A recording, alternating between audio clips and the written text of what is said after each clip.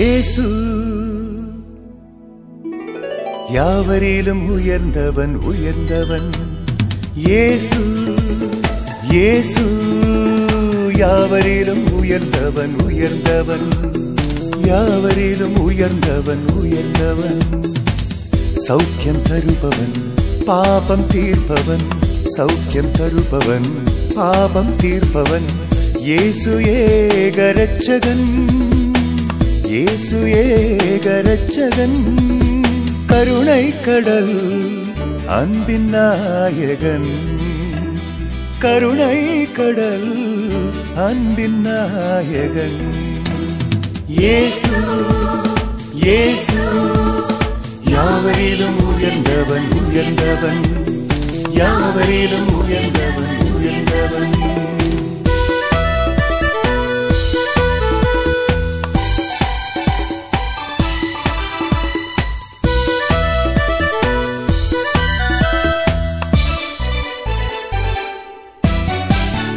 அற்புதங்களின் ராஜானி விடுதலின் ஆத்மானி.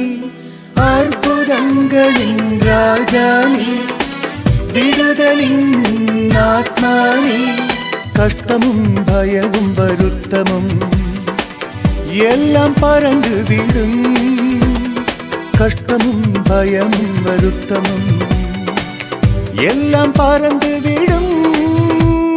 இயேசு இயேசு யாவரிலும் உயர்ந்தவன் உயர்ந்தவன். இயேசு இயேசு யாவரிலும் உயர்ந்தவன் உயர்ந்தவன்.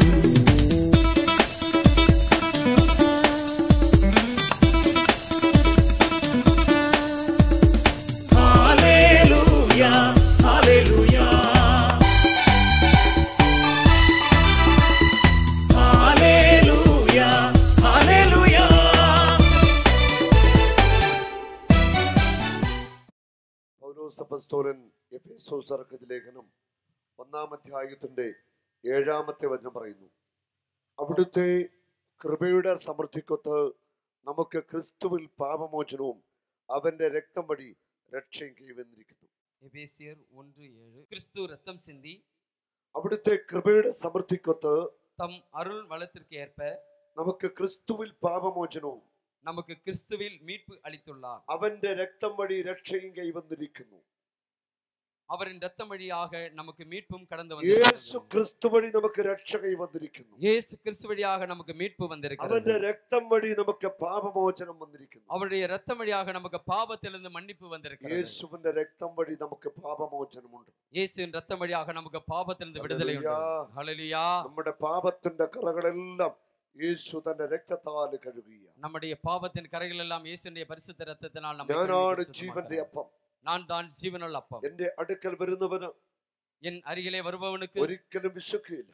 ஒருபோதும் அவனுக்கு பசி இராது. കുടിക്കുന്നവന് என்னிலிருந்து குடிப்பவன் ഒരിക്കലും ദാഹിക്കത്തില്ല. அவனுக்கு ஒருபோதும் தாகம் இராது. ഹല്ലേലൂയ ஹல்லேலூயா. ഹല്ലേലൂയ. ஹல்லேலூயா. വിശുദ്ധ കുർബാനയിലുള്ള ആഴമായ വിശ്വാസം നമുക്കുണ്ടാവണം. பரிசுத்த திருப்பலியிலே ஆழமான விசுவாசம் நமக்கு இருக்க നമ്മുടെ வேண்டும். മക്കളെ ആഴമായ വിശ്വാസത്തിൽ നമ്മൾ വളർത്തണം. நம்முடைய பிள்ளைகளை ஆழமான விசுவாசத்திலே நாம் வளர்த்த வேண்டும். വിശുദ്ധ കുർബാനയിലും ജപമാല ഭക്തിയിലും ആഴപ്പെട്ട ഒരു വിശ്വാസം നമുക്കുണ്ടാവണം. பரிசுத்த திருப்பலியிலும் ஜெபமாலையிலும் ஆழமான விசுவாசம் நமக்கு இருக்க வேண்டும். ജോൺ പോൾ സെക്കൻഡ്, വിശുദ്ധനായ ജോൺ പോൾ സെക്കൻഡ് പരിശുദ്ധ അമ്മയെ കുറിച്ച് ഇപ്രകാരം പറയുന്നു. புனித ஜோன் போல் 2வது போப்பாண்டவர் இவ்வாறு அன்னையை குறித்து கூறியிருக்கிறார். ഇങ്ങനെ പറയുന്നു, പരിശുദ്ധ കന്യകാമറിയത്തിന്റെ ഗർഭപാത്രം பரிசுத்த கன்னித்தாயின் கருவறை ആദ്യത്തെ സക്രാരിയാണ്. முதல் நற்கருணை பேழை என்று அவர் கூறுகிறார். ദിവ്യകാരുണ്യത്തിന്റെ അമ്മയാണ് മറിയം. திவ்ய நற்கருணையுடைய தாய் அன்னை மரியாள். ഹല്ലേലൂയ.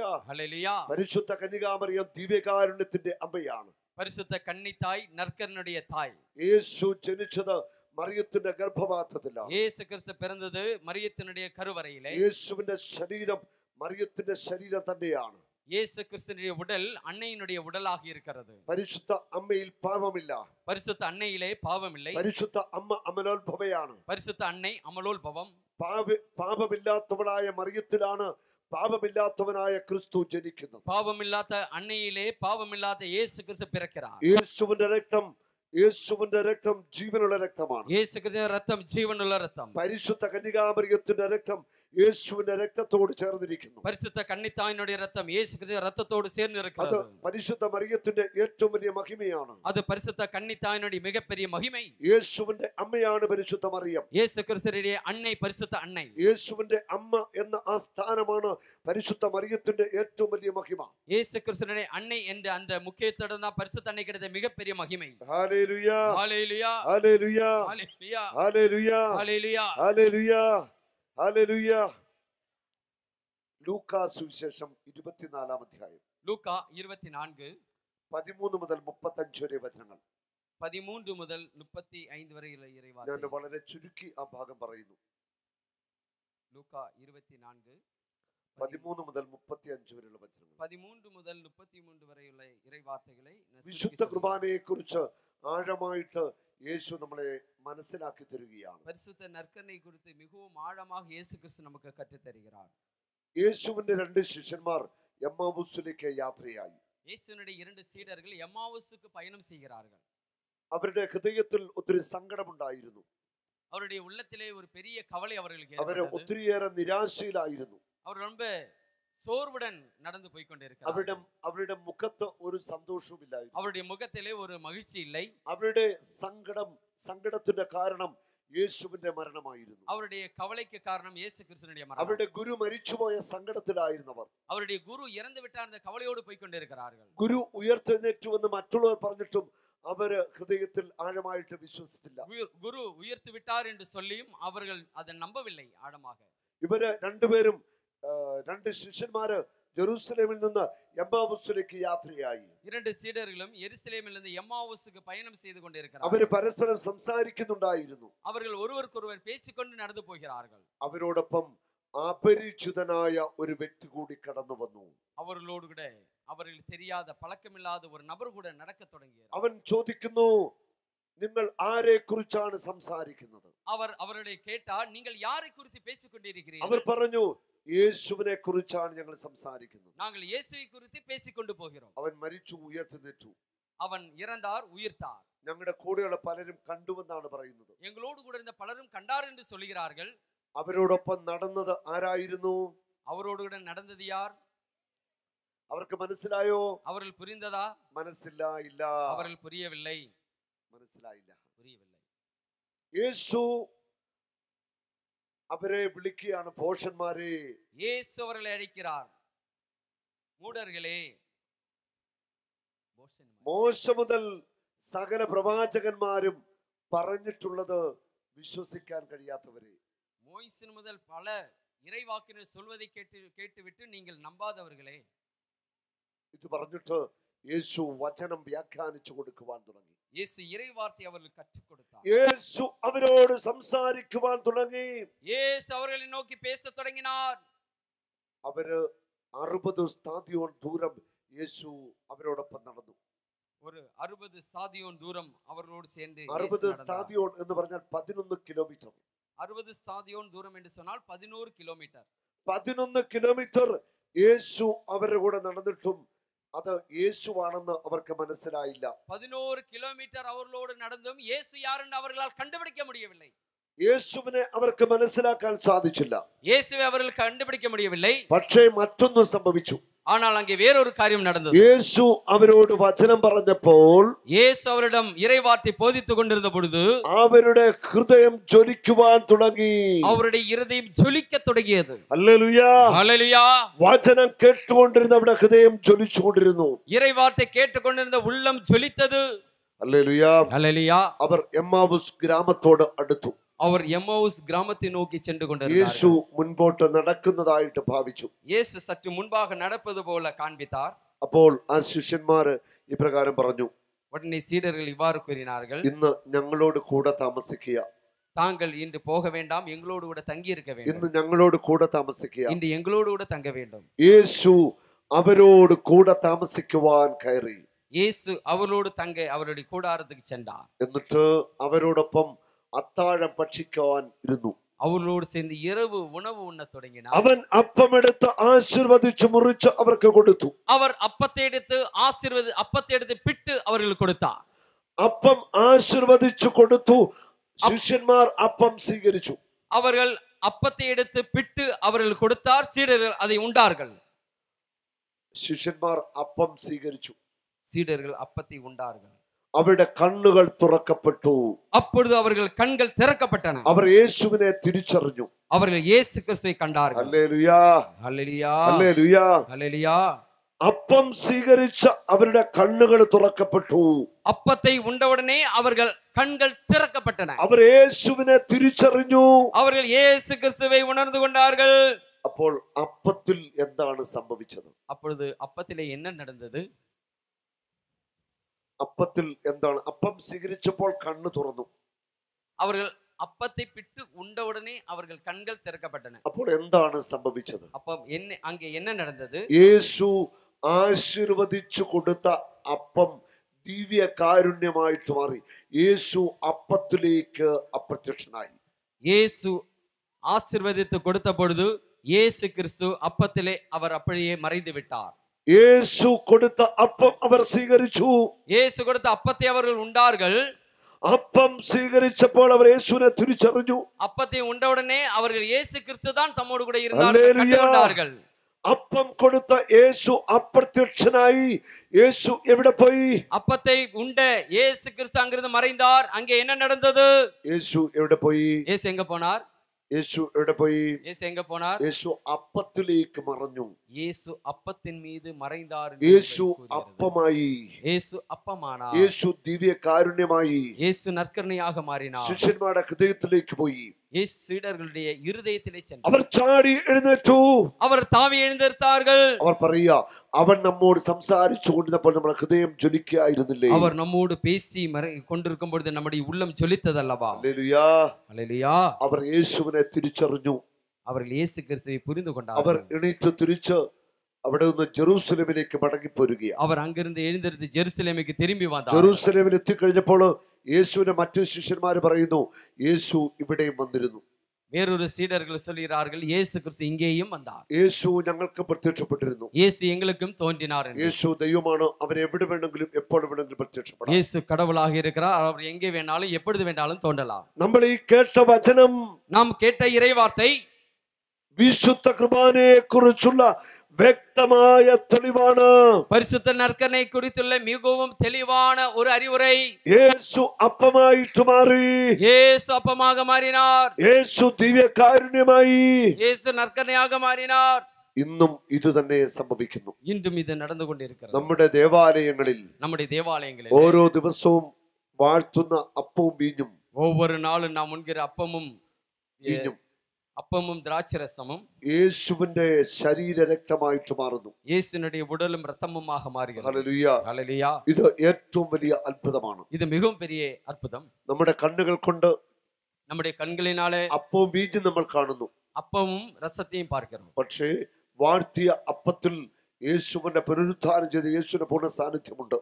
ஆனால் அருள் தந்தை அதை ஆசீர்வதிக்கும் பொழுது தேவனுடைய திருவுடலாக திரு ரத்தமாக വാഴ്ത്തിയ വീഞ്ഞ് യേശുവിന്റെ രക്തമായിട്ട് മാറുന്നു. அந்த ஆசீர்வதித்த திராட்சை ரசம் இயேசுவின் பரிசுத்த ഇത് ரத்தமாக 100% സത്യമാണ്. இது 100% உண்மை. ആരൊക്കെ എതിർത്താലും, யாரெல்லாம் எதிர்த்தாலும் யாரெல்லாம் எதிர்த்தாலும் ഇത് സത്യമാണ്. இது സത്യമേ. ഇത് സത്യമാണ്. இது உண்மையே. It is true. ഇത് സത്യമാണ്. It is true. இது உண்மை. ഹല്ലേലൂയ. ഹല്ലേലൂയ. ഈ ബലിപീഠത്തേല് എടുത്തു വയ്ക്കുന്ന അപ്പവും വീഞ്ഞും இந்த பலிபீடத்தில் எடுத்து வைக்கிற அப்பமும் യേശുവിന്റെ திராட்சை ശരീരരക്തമായിട്ട് മാറും. இயேசுவின் உடலும் இரத்தமுமாக നമ്മുടെ மாறுகிறது. നാവിലേക്ക് വെച്ചു തരുന്ന ആ ചെറിയ തിരുവോസ്തി, நம்முடைய நாவின் மீது வைத்து தருகிற அந்த சின்ன நற்கருணை, ആ അപ്പത്തിൽ ഉയർത്തെഴുന്നേറ്റ യേശു ഉണ്ട്. அந்த அப்பத்திலே உயிர்த்த இயேசு கிறிஸ்து இருக்கிறார். ഹല്ലേലൂയ. ஹல்லேலூயா.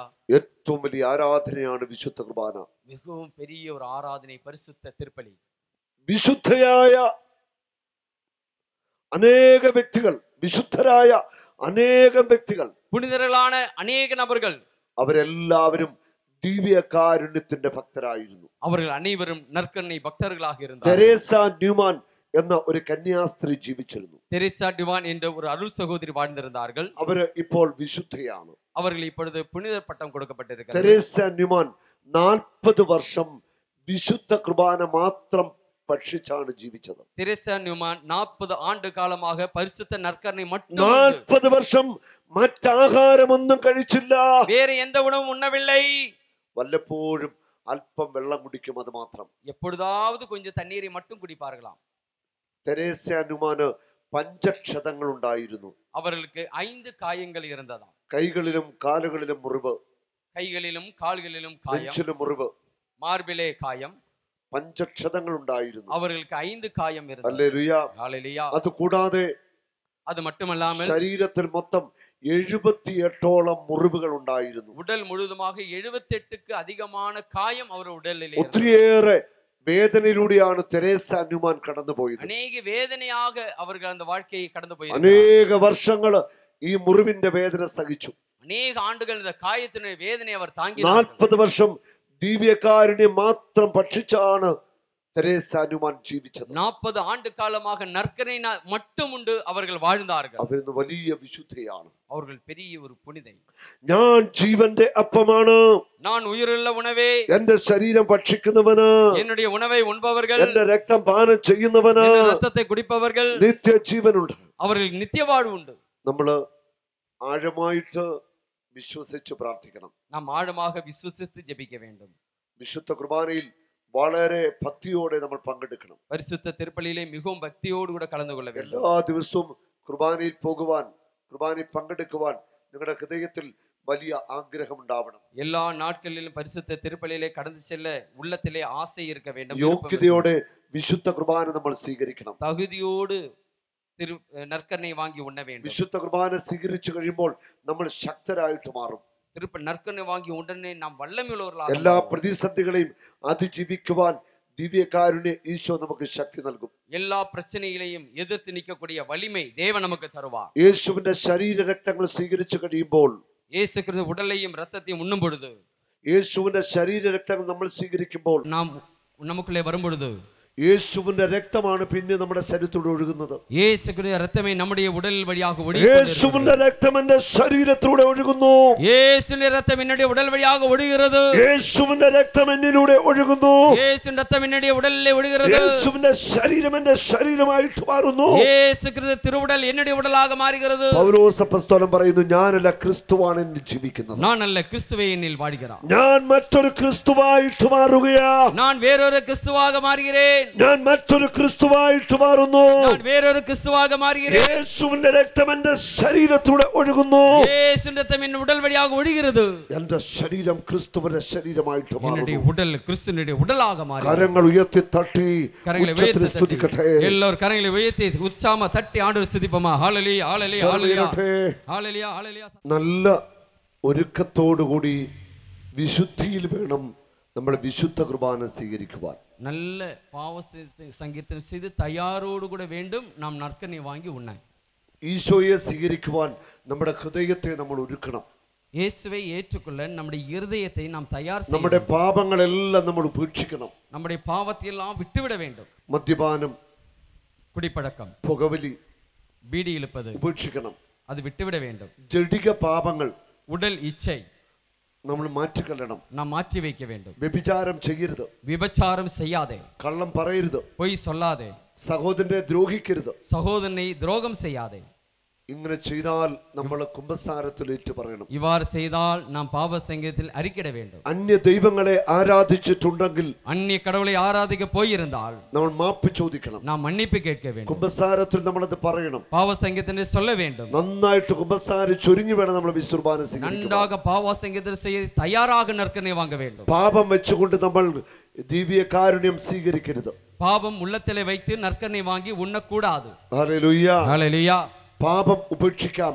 பாவத்தை விட்டுவிட வேண்டும். വെറുപ്പും വൈരാഗ്യവും ഉപേക്ഷിക്കാം. வெறுப்பையும் வைராக்கியத்தை விட்டுவிட வேண்டும். ഹല്ലേലൂയ. ஹல்லேலூயா. 1 കൊരിന്തോസ് 11:27 മുതലുള്ള വചനങ്ങൾ, 1 கொரிந்தியர் 11:27 മുതലുള്ള ഇറൈവാർത്തകൾ അവിടെ ഇങ്ങനെ പറയുന്നു. அங்கே இவ்வாறு கூறுகிறது, തന്മൂലം ആരെങ്കിലും അയോഗ്യതയോടെ കർത്താവിന്റെ പാത്രത്തിൽ പാനം ചെയ്യുകയും ചെയ്താൽ അവൻ കർത്താവിന്റെ ശരീരത്തിനും രക്തത്തിനും എതിരായി തെറ്റ് ചെയ്യുന്നു. எவராவது தகுதியற்ற நிலையில் இந்த அப்பத்தை உண்டால் அல்லது ஆண்டவரின் கிண்ணத்தில் பருகினால் அவர் ஆண்டவரின் உடலுக்கும் இரத்தத்திற்கும் எதிராக குற்றம் புரிகிறான். യേശുവിന്റെ ശരീര രക്തങ്ങൾ യോഗ്യത കൂടാതെ നമ്മൾ സ്വീകരിച്ചാൽ നമ്മൾ യേശുവിന്റെ ശരീരത്തിനും രക്തത്തിനും എതിരായി തെറ്റ് ചെയ്യുന്നു.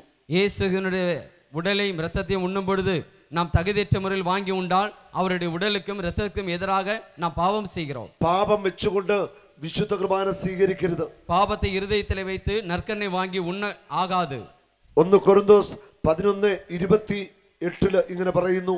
1 கொரிந்தியர் 11:28 ഇവാറ് கூறுகிறது. അതിനാൽ ഓരോരുത്തരും ആത്മശോധന ചെയ്തതിനു ശേഷം ഈ അപ്പം ഭക്ഷിക്കുകയും പാത്രത്തിൽ പാനം ചെയ്യുകയും ചെയ്യുക. எனவே ஒவ்வொருவருக்கும் தம்மையே சோதித்தறிந்த பின்பே இந்த அப்பத்தை உண்டு கிண்ணத்தில் பருக வேண்டும். ആത്മശോധന ചെയ്യുക എന്ന് പറഞ്ഞാൽ ആത്മശോധന ചെയ്ത് കുമ്പസാരിച്ച് ഒരുങ്ങണ കൺഫെഷൻ നടത്തണം. ஆன்ம சோதனை செய்ய வேண்டும் என்று சொன்னால் பாவ சங்கீதனை செய்ய வேண்டும், கன்ஃபெஷன் செய்ய வேண்டும். Hallelujah hallelujah hallelujah hallelujah. എന്തുകൊണ്ടെന്നാൽ ശരീരത്തെ വിവേചിച്ചറിയാതെ ഭക്ഷിക്കുകയും പാനം ചെയ്യുകയും ചെയ്തവൻ തന്റെ തന്നെ ശിക്ഷാവിധിയാണ് ഭക്ഷിക്കുന്നതും പാനം ചെയ്യുന്നതും. ஏனெனில் ஆண்டவருடைய உடல் என உணராமல் உண்டு பருகுபவர் தம்மீது தண்டனை தீர்ப்பையே வருவித்துக் கொள்கிறார். യോഗ്യതയില്ലാതെ വിശുദ്ധ കുർബാന സ്വീകരിക്കുന്നവർ യേശുവിന്റെ ശരീരത്തിനും രക്തത്തിനും എതിരായിട്ട് പാപം ചെയ്യുന്നു. தகுதி இல்லாமல் இயேசு கிறிஸ்துவின் உடலையும் இரத்தத்தையும் உண்டால் அவன் இயேசு கிறிஸ்துவின் உடலுக்கும் இரத்தத்துக்கும் எதிராக பாவம் செய்கிறார். അതിലൂടെ നിങ്ങൾ നിങ്ങളുടെ ശിക്ഷാവിധിയാണ് വാങ്ങുന്നത്. அதன் வழியாக நீங்கள் உங்களுக்கே தண்டனை தீர்ப்புக்கு உள்ளாகிறீர்கள். അതുകൊണ്ട് യോഗ്യതയില്ലാതെ വിശുദ്ധ കുർബാന സ്വീകരിക്കരുത്. ஆதலால் தகுதி இல்லாமல் நற்கண்ணை வாங்கி உண்ணல் ஆகாது. 30-ാം വചനം പറയുന്നു, 30வது இறைவார்த்தை கூறுகிறது, നിങ്ങളിൽ പലരും இதனால் தானே രോഗികളും உங்களில் பலர் வலுவற்றோராயும் ദുർബലരും உடல் நலமற்றோராயும் ആയിരിക്കുന്നതിന്റെ കാരണം ഇതാണ്. இருக்கின்றீர்கள். ഹല്ലേലൂയ. மற்ற பலர் இறந்து விட்டனர். നിങ്ങൾ യോഗ്യത കൂടാതെ വിശുദ്ധ കുർബാന സ്വീകരിച്ച രോഗിയായി തീരും. நாம் தகுதியற்ற முறையில் நற்கண்ணை வாங்கி உண்டால் நாம் நோயாளியாக மாறிவிடுவோம். പാപ ജീവിതം നിങ്ങൾക്ക് വിട്ടുപേക്ഷിക്കാൻ പറ്റാതെ വരും. பாவ வாழ்க்கையை விட்டுவிட முடியாமல் ஆகிவிடும். പിശാചു നിങ്ങളെ കീഴ്പ്പെടുത്തും. பிசாசானவன் நம்மை கீழ்ப்படிய செய்வான். നിങ്ങളുടെ ജീവിതത്തെ പിശാചു തകർക്കും. உங்களுடைய வாழ்க்கையை பிசாசானவன் உடைப்பான். അതുകൊണ്ട് നന്നായിട്ട് യോഗ്യതയിൽ ഒരുങ്ങി വേണം വിശുദ്ധ കുർബാന സ്വീകരിക്കുവാൻ. ஆதலால் நன்றாக நல்ல பாவ சங்கீதனை செய்து தகுதியோடு கூட நற்கண்ணை வாங்கி உண்ண வேண்டும். ഏറ്റവും വലിയ ബലിയർപ്പണമാണ് വിശുദ്ധ കുർബാന. மிகப்பெரிய பலியாக இருக்கிறது பரிசுத்த நற்கரணை. കാൽവരിയിൽ യേശു ബലിയായി തീരുമ്പോൾ, கல்வாரி மலை இயேசு கிறிஸ்து பலியாக மாறும் பொழுது യേശുവിന്റെ അമ്മ കുരിശിന്റെ ചുവട്ടിൽ ഉണ്ടായിരുന്നു. இயேசு கிறிஸ்துவின் தாய் சிலுவையின் அடியிலே இருந்தார்கள். യേശു ശരീരത്തിന് മുറിവേറ്റ് രക്തം ചിന്തിയപ്പോൾ, இயேசு கிறிஸ்து உடலிலே காயப்பட்டு ரத்தம் சிந்திய பொழுது പരിശുദ്ധ കന്യകാമറിയം കുരിശിന്റെ ചുവട്ടിൽ ഹൃദയം നുറുങ്ങി വേദനിച്ച് കരഞ്ഞു പ്രാർത്ഥിച്ചു. பரிசுத்த கன்னித்தாய் உள்ளம் நொறுங்கி அவர்கள் வேதனையோடு உடலிலே இருதயத்தில் வாள் ஊன்றி வேதனையோடு அவர் நொறுங்கி அழுது ஜெபித்தார். പരിശുദ്ധ കന്യകാമറിയത്തിന്റെ ഹൃദയം നിറയെ സങ്കടമായിരുന്നു. பரிசுத்த கன்னித்தாயினுடைய இருதயம் முழுவதுமாக கவலையாக இருந்தது. തന്റെ പുത്രൻ പീഡ സഹിച്ച് വേദനിച്ച് നിലവിളിക്കുമ്പോൾ പരിശുദ്ധ അമ്മ നെഞ്ചുപൊട്ടി കരഞ്ഞു. தன்னுடைய மகன் காயத்தால் அடிக்கப்பட்டு நொறுக்கப்படும் பொழுது அன்னை கண்ணீரோடு அழுது வேதனையோடு துன்புற்றாள். മുറിവേറ്റ ശരീരത്തോടെ ദാഹിച്ചു വരണ്ട യേശു നിലവിളിച്ചു, എന്റെ ദൈവമേ എന്റെ ദൈവമേ എന്തുകൊണ്ട് നീ എന്നെ ഉപേക്ഷിച്ചു? இயேசு கிறிஸ்து வேதனையோடு அவர் கேட்டார், என் ஆண்டவரே என் பிதாவே ஏன் என்னை கைவிட்டீர்? അപ്പോൾ ഇതാ പരിശുദ്ധ അമ്മ കുരിശിന്റെ ചുവട്ടിൽ നിന്ന് ഹൃദയം മുഴുവൻ മുന്നുറുങ്ങി കരയുകയായിരുന്നു. அப்பொழுது பரிசுத்த கன்னித்தாய் சிலுவையின் அடியிலே உள்ளம் நொறுங்கி அழுது கொண்டிருந்தார். പരിശുദ്ധ അമ്മ തന്റെ ഹൃദയത്തിൽ ആദ്യത്തെ ബലി അർപ്പിച്ചു. பரிசுத்த கன்னித்தாய் தன்னுடைய இருதயத்திலே முதல் பலி அர்ப்பணம் செய்தார். നമ്മൾ ഓരോരുത്തരും വിശുദ്ധ കുർബാനയിൽ പങ്കെടുക്കുമ്പോൾ പരിശുദ്ധ അമ്മയെ കൂട്ടുപിടിക്കണം. நாம் ஒவ்வொருவரும் பரிசுத்த திருப்பலியிலே கலந்து கொள்ள பரிசுத்த கன்னித்தாயை நாம் சேர்ந்து அவர்களை கரங்களை பற்றி கொண்டு வர வேண்டும். കുർബാനയിൽ അമ്മയോട് ചേർന്ന് നിന്ന് നമുക്ക് ബലി അർപ്പിക്കണം. திருப்பலியிலே அன்னையோடு சேர்ந்து நாம் பலி அர்ப்பணம் செய்ய. പരിശുദ്ധ അമ്മയെ സ്നേഹിക്കാതെ യേശുവിനെ സ്നേഹിക്കാൻ നമുക്ക് പറ്റില്ല. பரிசுத்த கன்னித்தாயை அன்பு செய்யாமல் இயேசு கிறிஸ்துவை நம்மால் அன்பு செய்ய முடியாது. പരിശുദ്ധ അമ്മ എന്റെ അമ്മയാണ്. பரிசுத்த அன்னை என்னுடைய அன்னை. എല്ലാവരും കരമെടുത്ത് പിടിച്ചു പറഞ്ഞ പരിശുദ്ധ അമ്മ എന്റെ അമ്മയാണ്. எல்லோரும் கரங்களை வைத்து சொல்வோமா? பரிசுத்த அன்னை என்னுடைய அன்னை, பரிசுத்த அம்மா என்னுடைய அம்மா, பரிசுத்த கன்னித்தாய் என்னுடைய அன்னை, பரிசுத்த கன்னித்தாய் என்னுடைய அன்னை, പരിശുദ്ധ കന്യകാമറിയത്തെ ഞാൻ ഒത്തിരി സ്നേഹിക്കുന്നു. പറഞ്ഞേ. பரிசுத்த கன்னித்தாயை நான் அன்பு செய்கிறேன். சொல்லுவோமா? കരമിരുത്തി പിടിച്ചു പറഞ്ഞേ. பரிசுத்த கன்னித்தாயை நான் அன்பு செய்கிறேன். ഹല്ലേലൂയ. அம்மா, ഹല്ലേലൂയ. நான் உங்களை நேசிக்கிறேன். அம்மா, நாங்கள் உம்மை அன்பு செய்கிறோம். ஆமென்.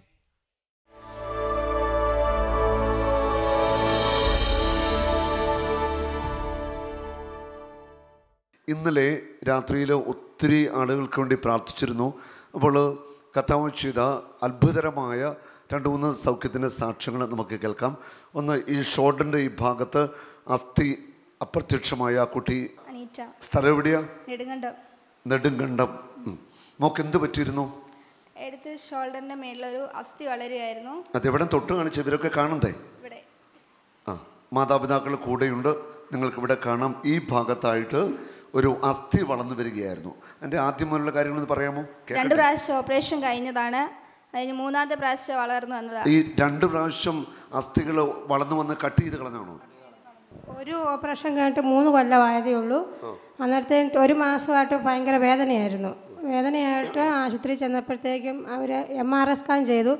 MRI സ്കാൻ ചെയ്തപ്പോൾ വീണ്ടും എന്തേരം എടുത്തു കളഞ്ഞു, അതിൻ്റെ ഇരട്ടിയായിട്ട് വളർന്നു. അസ്ഥി വളർന്നു വന്നു. ആദ്യം ഓപ്പറേഷൻ ചെയ്തു, അതിൻ്റെ ഇരട്ടിയായിട്ട് നീണ്ടു വളർന്നു വന്നു.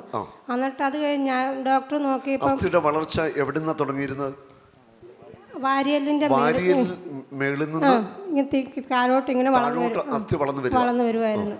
സെർവിക്കൽ റിബ്, അവിടുന്ന് അസ്ഥി വളരുക. അതായത് ഇപ്പം പറയുന്നത് സെർവിക്കൽ റിബ്, അവിടെ നിന്ന് ഒരു എക്സ്ട്രാ ഒരു അസ്ഥി വളർന്നു വരിക. ഇതാണ് ഈ കുട്ടിയുടെ രോഗം. അപ്പോൾ 2 തവണ ഓപ്പറേഷൻ ചെയ്ത് വളർന്നു വന്ന അസ്ഥി കട്ട് ചെയ്ത് കളഞ്ഞു. അടുത്ത മാസം ഓപ്പറേഷൻ ചെയ്യാൻ ഡേറ്റ് തന്നിരിക്കുകയാണ്. 3ാം പ്രാവശ്യം വളർന്നു. ഓപ്പറേഷൻ ചെയ്യാൻ ഡേറ്റ് തന്നിരിക്കുകയാണ്. ഏത് ആശുപത്രിയിലാണ് ഡേറ്റ്? മെഡിക്കൽ കോളേജിലാണ് പറഞ്ഞത്. പക്ഷേ മെഡിക്കൽ കോളേജിൽ 3ാം പ്രാവശ്യവും ഓപ്പറേഷൻ ചെയ്യാനായിട്ട് പറഞ്ഞു വെച്ചിരിക്കുകയായിരുന്നു. പിന്നെ അപ്പോഴാണ് ധ്യാനത്തിന് വരണമെന്ന് പറഞ്ഞ് ധ്യാനത്തിന് പോകുന്നു. അപ്പം തീരുമാനിച്ചു ഒരു ധ്യാനം കൂടാൻ തീരുമാനിച്ചു. ധ്യാനം കൂടി കഴിഞ്ഞ് ഓപ്പറേഷൻ ചെയ്യുന്നുള്ളതാണ് തീരുമാനമെടുത്തു. ഇനി ഇന്നലെ സംഭവിച്ചത് എന്താന്ന് പറഞ്ഞ്? ഇന്നലെ സംഭവിച്ചത് ബ്രദർ കൈവച്ച് പ്രാർത്ഥിച്ചു. അതുപോലെ തന്നെ കൈകൊണ്ട് തട്ടിക്കഴിഞ്ഞപ്പോൾ ആ അസ്ഥി കാണുന്നില്ല. തള്ളി നിന്നിരുന്ന അസ്ഥി കുഴിഞ്ഞ് ആ ഭാഗം കുഴിഞ്ഞ് തന്നെ ഇരിപ്പുണ്ട്.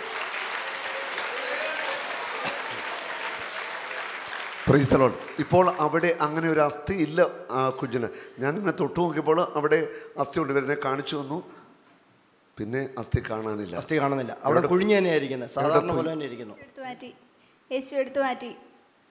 എന്നാലും ഞാനിങ്ങനെ ഓർക്കാറുണ്ട്, ഇപ്പം അസ്ഥി പോയി എന്ന് പറയുന്നത് എങ്ങോട്ട് പോയി? അതൊരു ചോദ്യചിഹ്നമാണ്.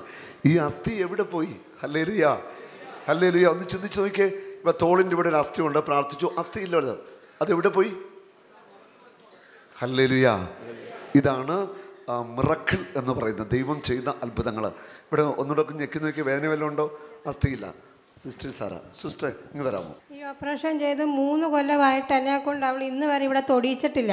എന്താണ് വേദന? ഇങ്ങനെ തൊടുമ്പോഴേ പറയും വേദന, തൊടണ്ട. ഞാൻ ഇന്ന് വരെ അങ്ങോട്ട് തൊടട്ടെ, ചുമ്മാ തൂക്കത്തേ ഉള്ളായിരുന്നു. ഇന്നലെ ഞാൻ ഇവിടെ പിടിച്ച് ശരിക്കും അങ്ങ് ഞെക്കി. വേദനയില്ല. ഞെക്കി കഴിഞ്ഞപ്പം വേദന ഇല്ലെന്ന് പറഞ്ഞു. അതുകൊണ്ട് എൻ്റെ ഈശ്വരി ഒത്തിരി സൗഖ്യം തന്നെ. എൻ്റെ കുഞ്ഞിന് ഞരമ്പിനും ബ്ലോക്കാന്ന് പറഞ്ഞു. ഞരമ്പ് ഓപ്പറേഷൻ ചെയ്യണമെങ്കിൽ അത് നിങ്ങളുടെ പ്രാർത്ഥനയുടെ ഫലം പോലെ ഇരിക്കും. കൊച്ചിൻ്റെ കാര്യം എങ്ങനെയാണെന്ന് ഞങ്ങൾക്ക് പറയാൻ പറ്റുകയെന്ന് ഡോക്ടർ പറഞ്ഞു. ആ ഒരു വിഷമത്തിലാണ് ഞാൻ ധ്യാനം കൂടിയിട്ട് ഇനി ഓപ്പറേഷത്തിന് പോകുന്ന ഒറ്റ തീരുമാനം എടുത്ത വന്നത്. അത് കഴിഞ്ഞിട്ട് ഞാൻ എന്നാ വന്നാലും ഞാൻ ആശുപത്രിയിൽ പോകുന്നുള്ള തീരുമാനത്തിൽ ചേട്ടായിയെ വിളിച്ചുകൊണ്ട് പോകുന്നതാണ്. സിസ്റ്റർ, ഈ കൊച്ചിൻ്റെ ഇവിടെ ഒന്ന് പിടിച്ചു നോക്കിയേ. ഈ കുഴിയിൽ അവിടെ അസ്ഥി ഉണ്ടെന്ന് നോക്കി. അവിടെ ഓപ്പറേഷൻ ചെയ്ത് പാട് കാണാമോ? ഈ പാട് കാണാമോ? കാണാം. അവിടെ അസ്ഥി ഉണ്ടോ? താഴെ ഭാഗത്ത് ഇവിടെ ഈ താഴെ അസ്ഥിയില്ല. ഉറപ്പാണല്ലോ? അമ്മയ്ക്കൊന്ന് കൈ കൊടുത്തേ. സിസ്റ്റർ ഒന്ന് പറഞ്ഞു. അസ്ഥിയില്ല. കാരണം കുഴിഞ്ഞ് തന്നെ ഇവിടെ ഇരിക്കുന്നത്. നമ്മൾ തൊടുന്ന പോലെ തന്നെ കുഴിഞ്ഞിരിക്കുന്നത്. ഓപ്പറേഷൻ്റെ ഭാഗം ഞാൻ കണ്ടു, അവിടെ ഇങ്ങനെ കുഴിഞ്ഞ് തന്നെ ഇരിക്കുന്നത്. അസ്ഥിയൊന്നുമില്ല. Hallelujah, praise the lord. ഇത് കർത്താവിൻ്റെ പ്രവൃത്തിയാണ്. നമുക്ക് വിസ്മയവഹമാണ്, പക്ഷേ കർത്താവിൻ്റെയൊക്കെ നിസ്സാരമാണ്. കർത്താവിന് മഹത്വം. കരമടിച്ചു നന്ദി പറയാം. മോളെ സന്തോഷമായോ? സന്തോഷമായി. മോള് ഏത് ക്ലാസ്സിലാണ് പഠിക്കുന്നത്? 9. നന്നായിട്ട് പഠിക്കുന്നുണ്ടോ? നന്നായിട്ട് പ്രാർത്ഥിക്കുമോ? കൊന്തയൊക്കെ ചെല്ലുവോ? എത്രണ്ണം ചെല്ലും? പറ്റുന്നത്രയും ചെല്ലും. ചെല്ലുമല്ലേ? നന്നായിട്ട് കൊന്തയൊക്കെ ചെല്ലണം, പ്രാർത്ഥിക്കണം, നല്ല മിടുക്കിയായിട്ട് കേട്ടോ. കർത്താവ് അനുഗ്രഹിക്കട്ടെ. യേശു ആരിലും വലിയവൻ വലിയവൻ, യേശു യേശു ആരിലും വലിയവൻ വലിയവൻ, ആരിലും വലിയവൻ വലിയവൻ.